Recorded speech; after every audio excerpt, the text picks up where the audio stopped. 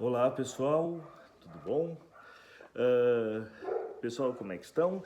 Estou gravando esse vídeo a pedido da professora Letícia, que ela me disse que gostaria que vocês tivessem um espaço para conversar sobre psicologia jurídica e me pediu então que eu fizesse esse vídeo para falar um pouco sobre alguns papéis dentro do judiciário do psicólogo, né? O papel do psicólogo no judiciário. Agradeço muito o convite e espero que seja uma conversa boa e que vocês, né, tenham uma boa discussão depois. Acho que primeiro eu vou indicar qual livro que eu vou me basear para falar desses papéis, né? Vou usar este livro aqui, Avaliação Psicológica e Lei, do Sidney Shine, tá?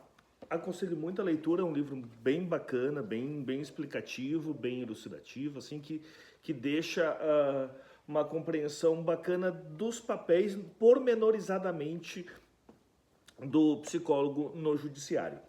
Aqui eu vou colocar o seguinte ponto, tá? Eu tenho uma experiência em basicamente dois papéis no judiciário.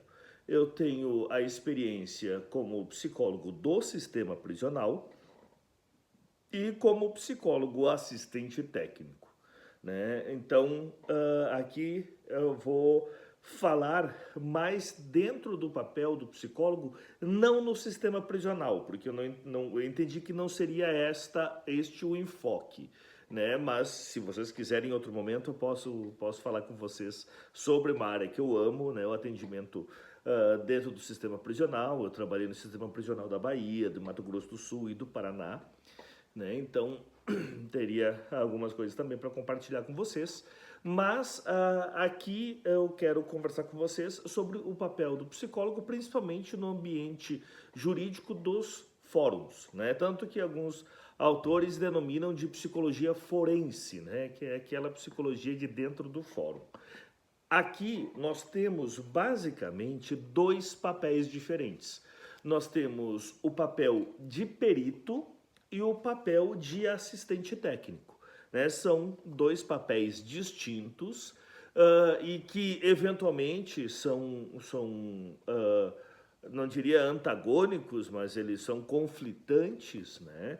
E eu gostaria de falar um pouco para vocês sobre estes papéis, tá? Primeiro ponto, né? Vamos entender quem é quem. O psicólogo perito, ele tende a, assim, lógico, vou só fazer um pequeno parênteses, eu falo em perito e falo em assistente técnico. Essa é uma leitura mais jurídica da coisa. O Sidney Shine, ele trata no livro dele chamando todo mundo de perito, né? Porque perito é aquele que tem uma perícia, né? Que ele conhece alguma área de conhecimento. Então, desse modo, tanto o assistente técnico quanto o perito oficial, ele denomina de perito. E tá certo, tá? É uma perspectiva muito respeitosa ao papel do assistente técnico, tá? Mas eu vou colocar para vocês da seguinte maneira, né? Temos o perito, que é o que trabalha para o juiz, e temos o assistente técnico que trabalha para a parte, tá? Vamos primeiro para o psicólogo perito. O psicólogo perito, né, o perito do juiz, ele é um profissional que ele tem algumas características específicas.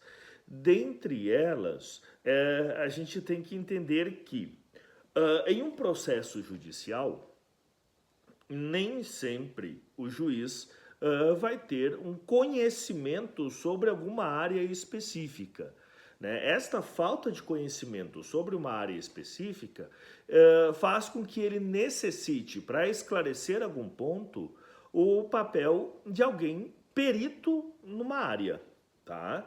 Então, por exemplo, se houve uma questão médica, houve um envenenamento, né? Assim, quem vai saber é o médico, não é o juiz, entende? Então, o juiz vai precisar de um perito médico para dar para ele um laudo que seja, eu vou dizer aqui, imparcial, tá? Que vai ser um profissional que não vai tomar partido de nenhum dos lados, né? Ele vai esclarecer uma dúvida do juiz, tá? Ou, na realidade, ele vai trabalhar com uma neutralidade que o juiz precisa. Tá? Então, o que acontece? Este perito ele vai estar em função do judiciário para se colocar numa posição relativamente neutra. Tá? Esta figura, o Sidney Shine chama de perito imparcial. Tá? Isso aqui, depois a gente vai ver que esse perito ele divide em perito imparcial e perito adversarial, tá? Mas aqui eu quero focar na ideia de imparcialidade. Nessa dúvida que o juiz fica, as partes do processo, né, que num processo vão ter no mínimo duas partes em discussão e o juiz intermediando essa discussão, de certo modo, para tentar tomar uma decisão sobre aquela situação. Cada parte vai ter o seu advogado e vai ter provavelmente um ponto de vista divergente. Essas dúvidas sobre questões específicas, o juiz tem e muito provavelmente as partes também têm. Então, quando se solicita uma perícia, e aqui uma perícia psicológica, que eu vou falar para vocês, essa dúvida pode vir de todos os lados, né? Então, o que acontece? Quando é solicitada uma perícia psicológica, o juiz nomeia um psicólogo, normalmente um psicólogo do judiciário. Quando não for do quadro funcional de estatutários ali do judiciário, vai ser alguém cadastrado no judiciário para ser perito. Esta é uma posição que eu não ocupo, tá? É uma posição que eu não gosto, inclusive, né? Não é uma posição que eu me identifico. Então, e não gosto de trabalhar para juiz, tá? Ponto. Mas vamos lá. E aí o que acontece? A ideia do perito, então, é que ele vai ser chamado pelo juiz para realizar esta perícia psicológica. Como o juiz que escolheu, de certo modo, ele vai fazer o que a gente chama de quesitos, que são perguntas que é feita para o perito, né? Então, uma série de perguntas que é feito para que o perito, dentro da área dele, dentro aqui do nosso caso, dentro da psicologia, ele possa responder. Isto também vai despertar interesse das partes. As partes também têm dúvidas que são dúvidas específicas da área da psicologia e vão querer perguntar também para o perito. Neste caso, são novos quesitos que são feitos, novas perguntas que são feitas, né? Seja da parte acusada, da parte acusadora, né? Então, vão ter, né, os advogados, principalmente, vão fazer perguntas para este perito. E esse perito, dentro da análise técnica competente à sua área de atuação, vai fazer a sua perícia e estruturar a sua perícia visando responder, quando possível, a esses quesitos, né? Então, se, por exemplo, uma das dúvidas que eu, enquanto advogado, vou ter é se a pessoa ela tem algum retardo mental, né? Eu vou perguntar lá, ó, existe indicativo de retardo mental nessa pessoa? É um quesito, né? O perito vai ter que pensar, bom, eu sou psicólogo, o que eu posso fazer para identificar se existe um retardo mental? E aí eu vou programar a minha avaliação onde isto seja contemplado, entende? Para nos instrumentos que eu vou utilizar, isto seja contemplado, né? Então, aí, nesse sentido, o perito vai fazer a sua análise, né, das perguntas, estruturar o seu processo de avaliação e produzir, então, a sua avaliação. Desta avaliação será indicado, né, ou produzido, na realidade, um laudo, né, um laudo psicológico, né, como material final da perícia, tá? Vai ser um laudo psicológico. Aqui eu quero também fazer uma outra parte aí para a gente retomar, né, um ponto que eu deixei para trás. O perito, ele é sujeito à suspeição, né? O que significa sujeito à suspeição? Ele pode ser questionado sobre sua imparcialidade, né? Se, por exemplo, eu sou chamado para ser perito e uma das partes, né, talvez tenha sido minha aluna, o meu aluno, né, tenha sido uma pessoa que eu atendo no consultório, né, assim, eu vou ser parcial nesse sentido, né? Eu vou ter uma tendenciosidade, né? Eu posso ter uma tendenciosidade. Esse risco a essa tendenciosidade é o que a gente vai chamar de que é uma suspeição. Então, se eu sou chamado para ser perito e alguém indica, olha, né, eu posso mesmo me colocar como suspeito, dizer, não, olha, eu conheço uma das partes, eu tenho relação com uma das partes, eu não posso ser perito nesse caso, né, justifico isto. Em caso de eu não me colocar suspeito, a parte pode colocar suspeito. Entende? Uma das partes pode dizer, não, olha, ele dá para ver que ele é conhecido, já conhece a outra parte, então isto fere a ideia de imparcialidade, né? E aí o juiz julga e diz, ó, realmente ele tem um vínculo, então a gente suspende essa perícia por este profissional, daí chama outro profissional para fazer a perícia, tá? Então, o perito oficial, o perito do juiz, ele é considerado uma possibilidade de suspeição, tá? E entendendo, ele trabalha para o juiz, tá? Esta é a função dele, é trabalhar para o juiz. Então ele responde, quando ele responde ao juiz, tá? Ele é de confiança do juiz, né? Este é o perito. Aqui vamos então para outra parte, que é a parte na qual eu atuo, que é a parte de assistente técnico, ou o que o Sidney Shine vai chamar de perito parcial, tá? E aqui a gente já está indo bem no ponto que eu finalizei a parte anterior. O perito parcial, ele não é sujeito à suspeição, né? Por quê? Ele não é sujeito à suspeição porque a parte o contratou, né? Então, se a gente está falando no processo, tem o juiz, tem, né, a parte acusadora e a parte acusada, qualquer uma dessas partes pode chamar um profissional da área para acompanhá-lo no processo, né? Então, vocês imaginem o seguinte, vamos construir a linha do processo. Num processo está acontecendo, houve uma dúvida significativa. No âmbito psicológico, o perito é chamado pelo juiz para esclarecer algum aspecto psicológico que precise de um estudo específico. O perito se apresenta e diz, olha, eu sou o perito, estou aqui.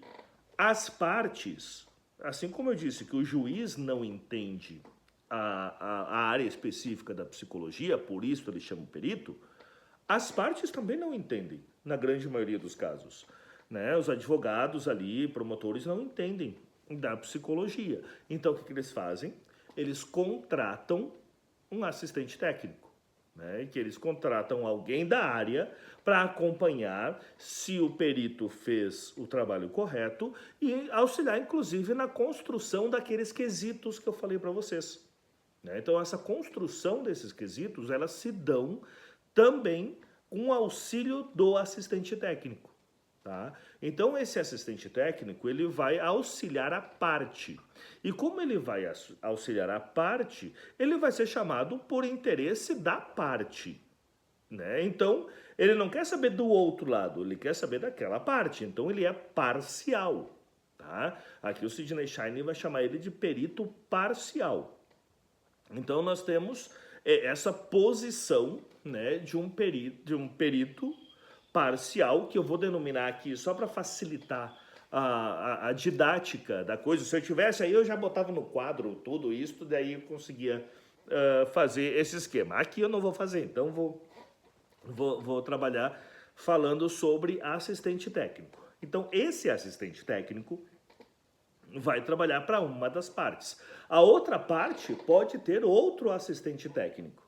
Né? Eu brinco que no momento em que há uma perícia psicológica, há uma tendência da contratação de 3 psicólogos. Um pelo juiz e 2, né, sendo cada um por uma parte. Né? Assim, em tese é isto. Né?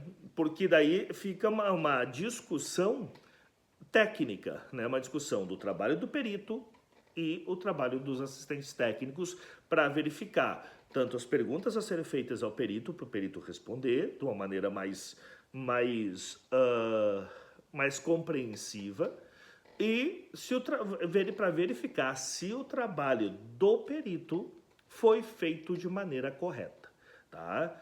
Porque pode acontecer, né, de um procedimento que o perito utilizou não ser um procedimento adequado. Vamos pegar, né, com relação à testagem, que o perito utiliza um teste que não esteja favorável nessa TEPS. Se não está favorável nessa TEPS, não pode utilizar numa perícia. Né? Então, o assistente técnico vai lá, ó, ele utilizou o teste tal. Teste tal não pode ser utilizado. Né? Então, vai invalidar aquela perícia. Tá? Então, a gente precisa entender que esses são os papéis.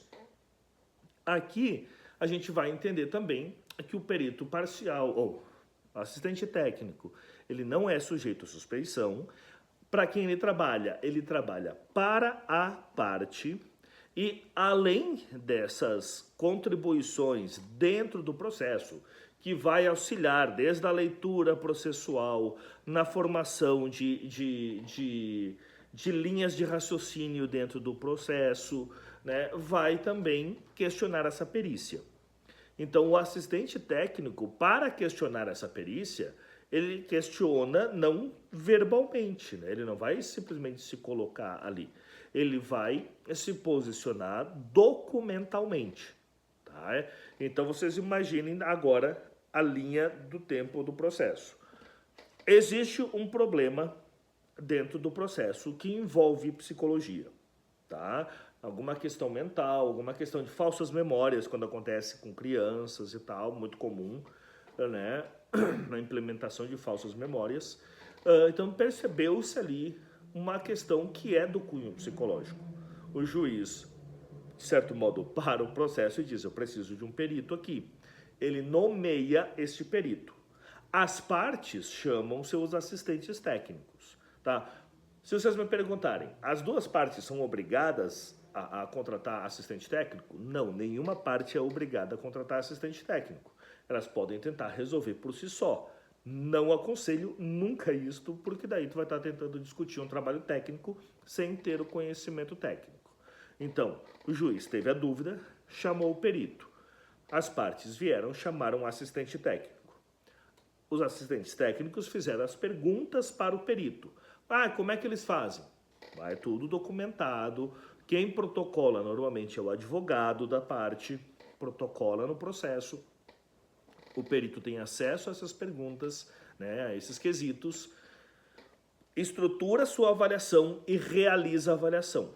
O perito realizando a avaliação, ele vai produzir o que eu falei para vocês, que é o laudo psicológico, né, que é o documento oficial de uma perícia psicológica. Né, se vocês não estudaram ainda, não sei em que momento vocês estão do curso, mas a resolução 06 de 2019, que é a atual, vigente hoje, tá?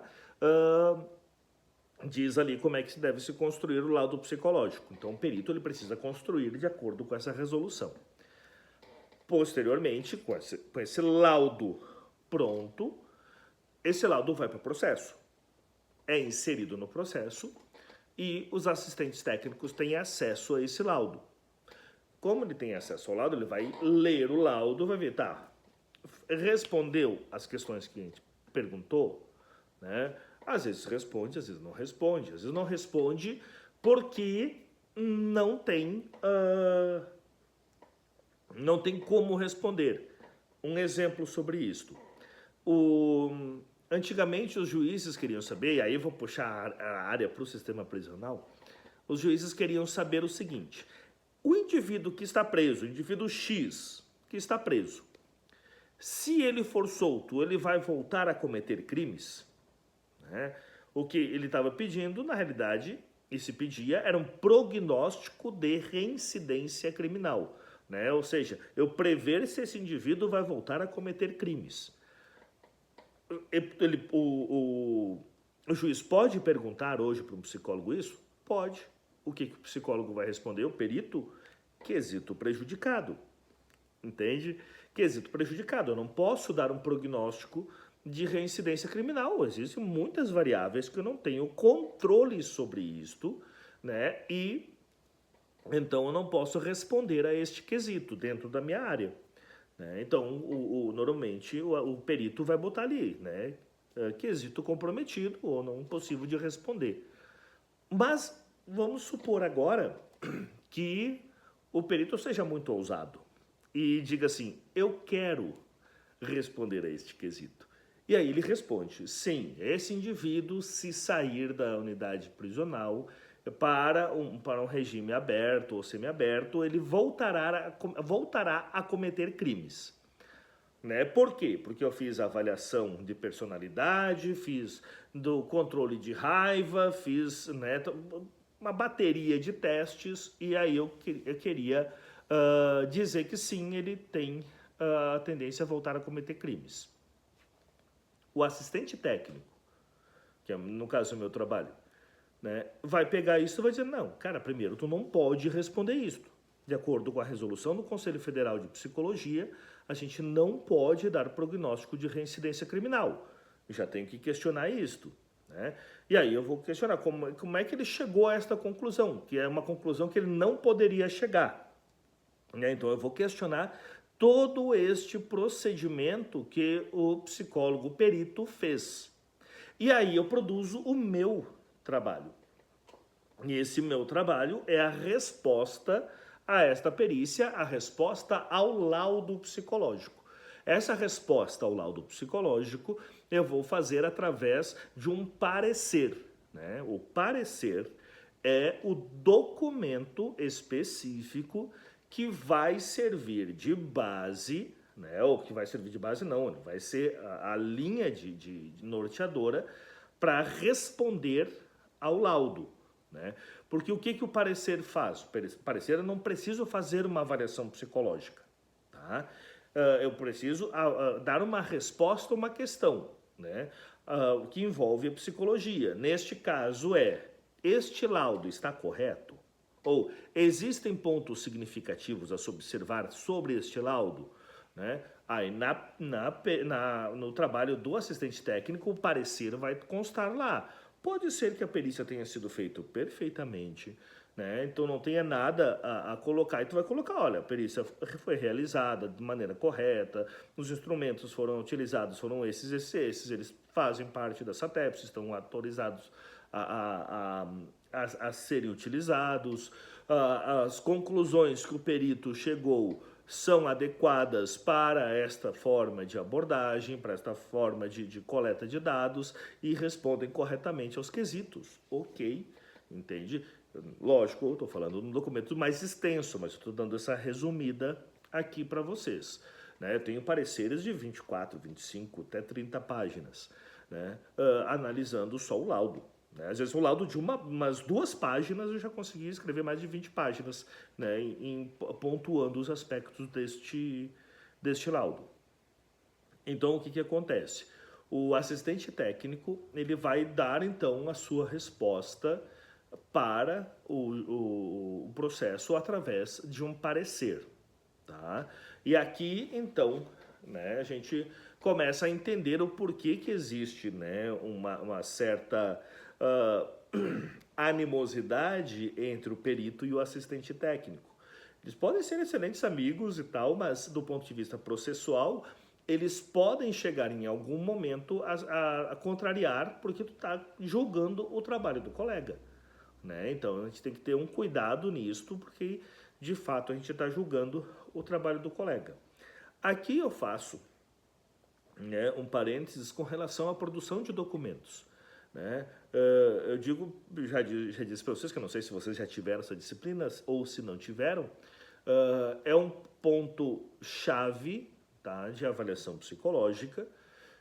E eu digo para vocês, né, eu sou conselheiro do Conselho Regional de Psicologia do Paraná, e eu... Nossa, agora que eu me dei conta que eu nem me apresentei para vocês. Mas isso a Letícia já vai ter apresentado, provavelmente. Eu vou pedir para ela apresentar. E aí o que acontece? Grande parte dos processos éticos que os psicólogos respondem são processos éticos devido à produção de documentos, né, falha. Né? Então, gente, por mais que possa parecer chato estudar a produção de documentos, porque é muito burocrático, estudem, leiam, porque grande parte também desses processos éticos que a gente avalia no conselho são do judiciário, porque é onde o psicólogo, na grande maioria das vezes, produz o documento e é onde vai parar o seu documento. Né? E vai parar o seu documento e ele vai ser analisado por juiz, por advogado, por partes, por assistente técnico. Então tem que tomar muito cuidado, né, nisto, para não ter nenhuma falha ética neste enrosco todo. Né? Então aqui eu digo para vocês, resumidamente, a gente tem esses dois papéis, o assistente técnico e o perito. Tá? O perito, a tendência dele não se posicionar. Por quê? Porque a decisão final é do juiz, né? Pegue um caso da seguinte situação, disputa de guarda. Né? Quem vai ficar, o casal se separou, tem um filho menor, né? Estão disputando quem vai ficar com essa criança. O juiz pede uma avaliação psicológica, né? Uma perícia psicológica. O perito vai lá, faz a perícia e diz assim, essa criança é melhor ficar com a mãe, ou a criança é melhor ficar com o pai. Velho, muito cuidado com isto. A função de decisão é do juiz. E ele é relativamente bem pago para fazer essa tomada de decisão. Então, a gente toma muito cuidado nesse sentido, pelo menos eu aconselho isso a vocês, não é todo profissional que faz isso, né? Tem profissional que se posiciona de fato, mas a ideia é que assim, tu mostra as características positivas e negativas do convívio com a mãe, características positivas e negativas observadas no convívio com o pai. Né? E como essa criança está envolvida ali nessa situação. Né? Como perito, tu tem uma liberdade muito grande de pedir, quero falar com a professora da escola, eu quero conversar com os vizinhos, quero chamar um familiar lá que a criança tem convívio. O perito pode fazer isso para construir a sua perícia, tá? Só deixando bem claro isto. Então, é indicado que o perito não se manifeste, né, de posicionamento. Mas, né, isso que o Sidney chama de perito parcial, já existem profissionais que preferem se posicionar e tomar, como eu digo, tomar a posição do juiz, né, que é o que eles chamam de perito adversarial, né, onde ele vai dizer o que deve ser feito. Né? Existe um risco muito grande, isto daí também eu volto para falar do sistema prisional, é que quando tu coloca a responsabilidade em alguém, tu fica mais tranquilo. Né? Vocês imaginem essa questão que eu falei para vocês, do juiz perguntando se ele vai... se a pessoa que tá presa, ela vai voltar a cometer crimes ou não, ou existe alguma coisa ali, e o psicólogo se posiciona e diz, olha, não, ele vai cometer crimes, então ele não pode progredir de regime, né? Ele não pode ir para um regime aberto ou algo do tipo. O juiz, se ele quiser, ele pode ignorar a perícia, ele tem autoridade para isso, né? Não faz por bom senso, mas ele pode falar assim, o psicólogo na perícia disse que não podia soltar, mas eu quero soltar, eu solto. Ponto. Ele pode fazer isso? Pode. Tá? Mas aqui eu estou colocando para vocês o seguinte, ele pode já não querer soltar. E aí o psicólogo coloca lá, não, de fato ele não pode sair. E aí o que que faz o juiz? O juiz diz assim, ó, bom, o indivíduo completou todos os requisitos necessários para a progressão de regime. Porém, indefiro, né, ou seja, não aceito o pedido de progressão de regime em virtude da avaliação psicológica. Ou seja, o juiz tira o dele da reta e coloca o psicólogo. Entende? E aí quem é que está responsável por isto? O psicólogo. Entende? Os juízes já fazem isso de uma maneira natural às vezes, tá? Então tem alguns juízes que são bem sacanas nesse sentido.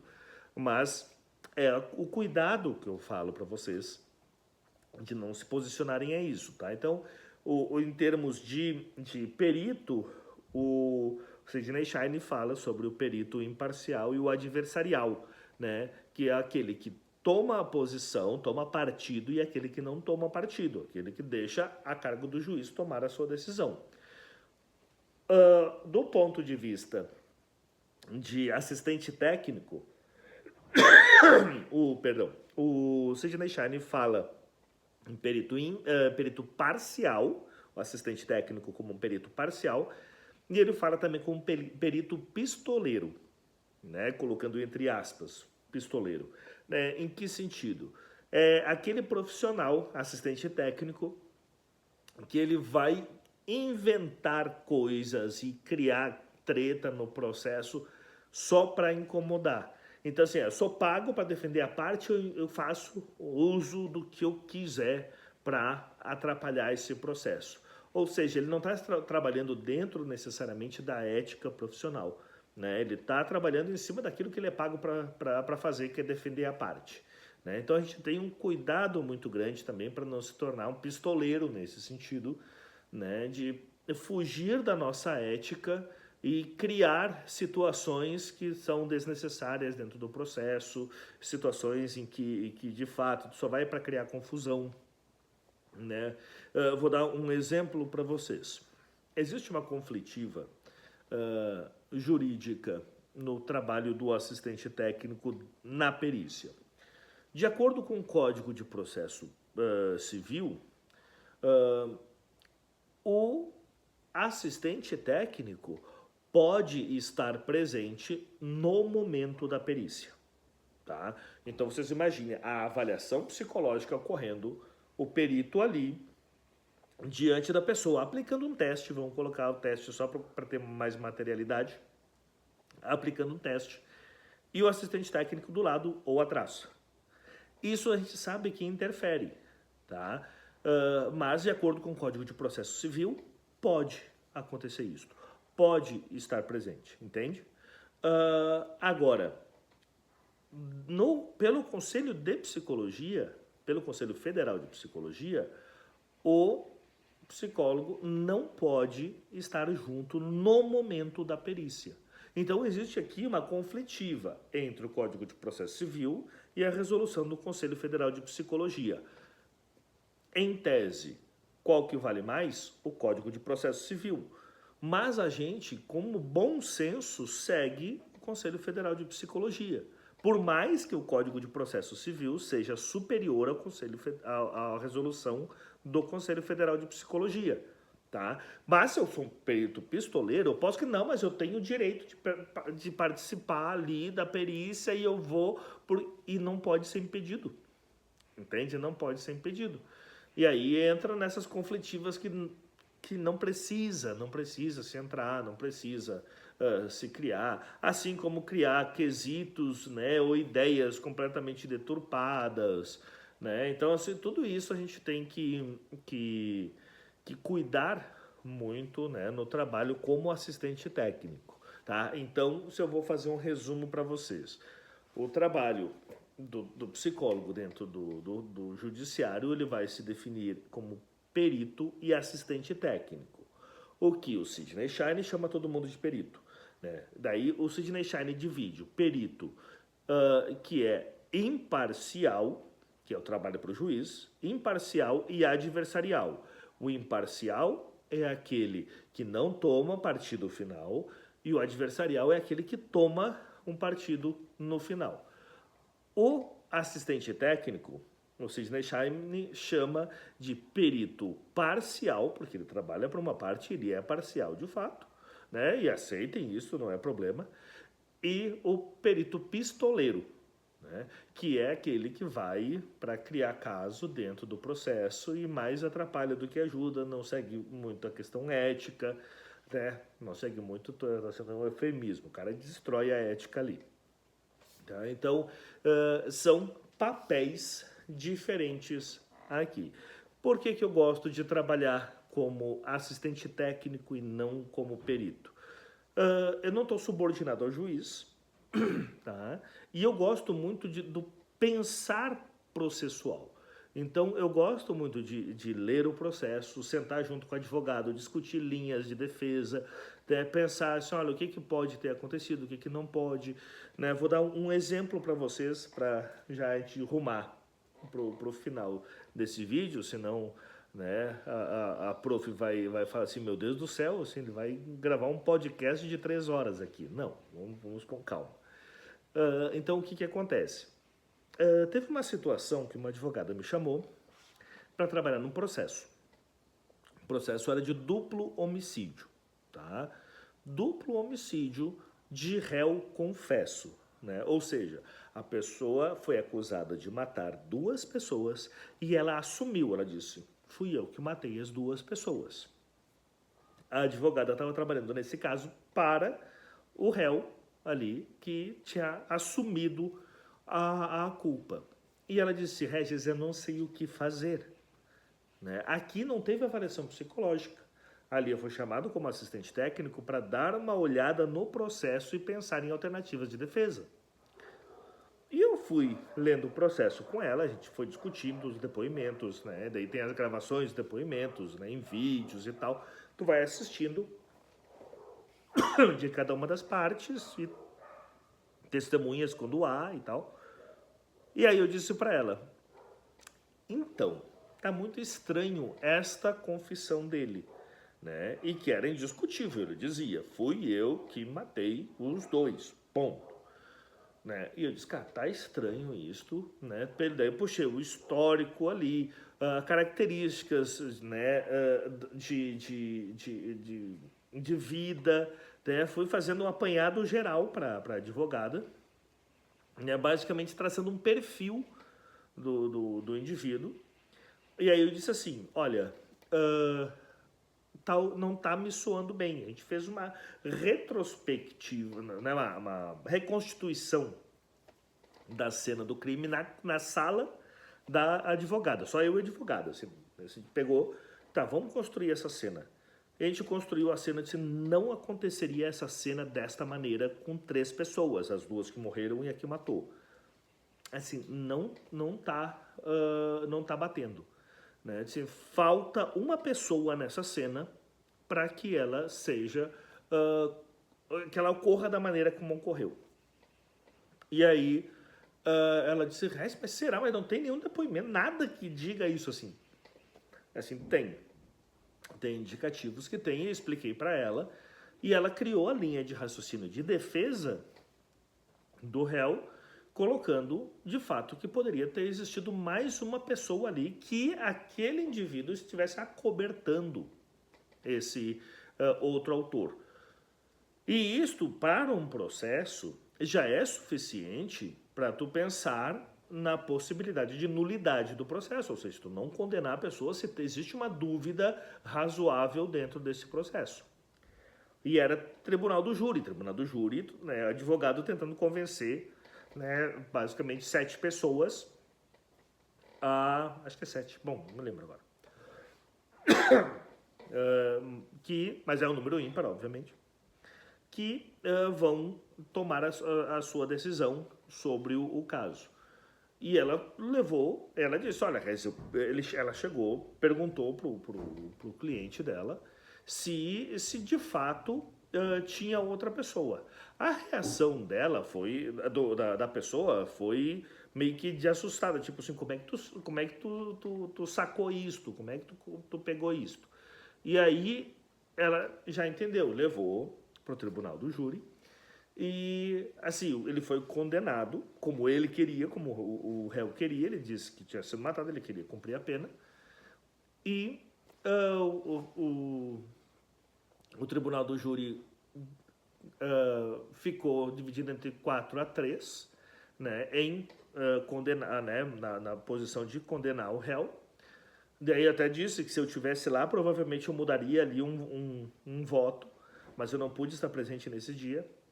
E aí ele foi né, foi preso, perdão, foi preso. E aí, no que ele foi condenado, a advogada chegou, ok, tu já foi condenado, só me tira essa dúvida. Tinha mais alguém lá? Que agora não vai mudar, só quero saber. Tinha mais alguém lá? Daí ele olhou para ela e disse, tinha. Não sei como é que a senhora descobriu, mas tinha mais uma pessoa lá. Né? Então, assim, este é o trabalho de assistente técnico.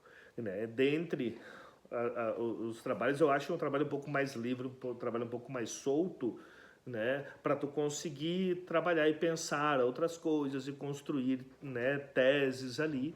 E é um trabalho que eu gosto muito, né? Eu faço isso já há alguns anos. Além disso, né, eu trabalho como professor universitário, fui professor da professora de vocês, excelente aluna por sinal, né? Vocês respeitem ela, por favor. E trabalho como psicólogo clínico e eventualmente trabalho em emergências e desastres, né, também. Então, né, é uma das minhas áreas de atuação é a psicologia jurídica. Né? Então, por isso, eu ingressei na psicologia jurídica, eu não fiz uma apresentação inicial, vou fazer agora para finalizar só.